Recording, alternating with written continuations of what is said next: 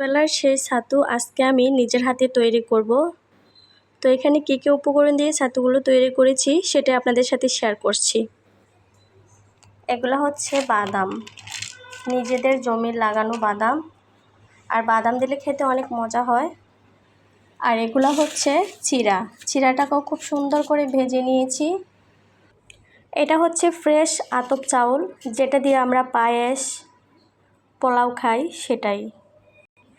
আর এখানে রয়েছে তিল, এটা হচ্ছে সাদা তিল, যেটা খেতে খুব বেশি মিষ্টি এবং সুস্বাদু হয়। এখানে আগে থেকে ভেঙে রাখা গম, থেতো করা গম রাখা আছে, এটাও খুব ভালো করে ভেজে নিয়েছি। আর এখানে রয়েছে দুই প্রকারের চাল এবং খুদি, এটা হয়েছে মোটা চাল আর এটা হয়েছে খুদি। সবগুলো উপকরণ দিয়ে খুব সুন্দর একটা ছাতু তৈরি করব। আপনারা যদি কেউ নিতেও চান অবশ্যই অর্ডার করবেন, আপনাদের জন্য খুব ভালোভাবে তৈরি করা হবে। সবাই ভালো থাকবেন, আল্লাহ হাফেজ।